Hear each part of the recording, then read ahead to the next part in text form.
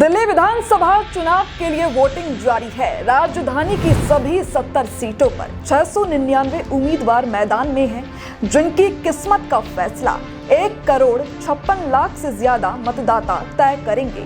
आम आदमी पार्टी दिल्ली में अपनी सत्ता को बचाए रखने की कवायद में है, तो बीजेपी और कांग्रेस अपनी वापसी में है।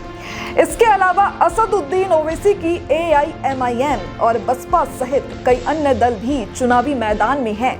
ऐसे में सभी की निगाहें दिल्ली चुनाव पर टिकी हुई हैं, जिसके परिणाम 8 फरवरी को आएंगे।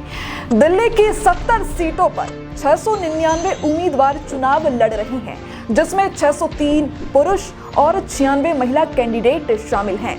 दिल्ली में इस बार किसकी बनेगी सरकार का फैसला 1,56,14,000 मतदाता तय करेंगे। दिल्ली से आम आदमी पार्टी की सियासी लॉन्चिंग हुई और पहली चुनावी बाजी में दिल्ली की सत्ता पर काबिज होने में कामयाब हो गई। 2013 से लेकर 2015 और 2020 में आम आदमी पार्टी दिल्ली में सरकार बनाने में कामयाब हो गई।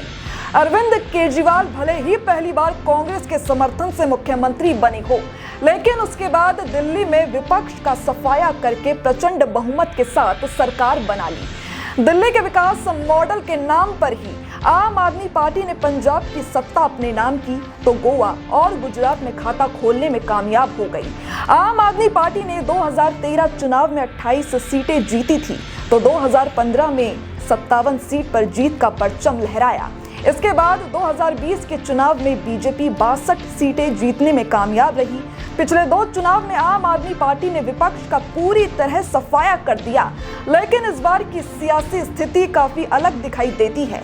आम आदमी पार्टी ने 2020 में जीते 62 विधायकों में से 36 को ही चुनावी मैदान में उतारा है और 26 का टिकट काटा या फिर वो पार्टी छोड़कर चले गए। दिल्ली के दम पर ही आम आदमी पार्टी का सियासी आधार टिका हुआ है, जिसके लिए केजरीवाल ने पूरी ताकत लगा दी है। बीजेपी दिल्ली की सियासत में सिर्फ एक ही बार 1993 में सरकार बना पाई। 1998 में सत्ता से बेदखल होने के बाद आज तक वापसी नहीं कर सकी। इस बार बीजेपी ने जिस तरह से अरविंद केजरीवाल के लिए चक्रव्यूह रचा है और उसके बाद भी जीत नहीं पाती, तो दिल्ली की सियासत में फिर उसकी वापसी करना मुश्किल हो जाएगा। बीजेपी ने अपने तमाम दिग्गज नेताओं को इस बार चुनावी मैदान में उतारा है, तो पीएम मोदी से लेकर अमित शाह सहित तमाम पार्टी नेताओं ने पूरी ताकत लगा दी है।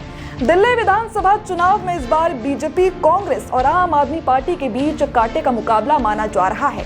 2020 में 17 सीटों पर हार जीत का अंतर 10,000 वोटों से कम का था, जिसमें 13 सीटें आम आदमी पार्टी ने जीती और 4 सीटें बीजेपी ने जीती थी। इस बार कड़ी टक्कर में अगर कुछ वोट इधर से उधर हुए तो सारा सियासी गेम बदल जाएगा, जिसके चलते आम आदमी पार्टी ने सभी कम मार्जिन से जीती सीटों के विधायकों की जगह नए चेहरे उतारे हैं। बीजेपी ने भी अपनी 2 सीटों पर इस बार नए चेहरे उतारे हैं। दिल्ली में 18% वोटर स्विंग वोटर हैं, जो विधानसभा में अलग और लोकसभा चुनाव में अलग वोटिंग करते हैं। 2024 के लोकसभा चुनाव में दिल्ली की 7 सीटों पर आम आदमी पार्टी और कांग्रेस मिलकर चुनाव लड़ी थी।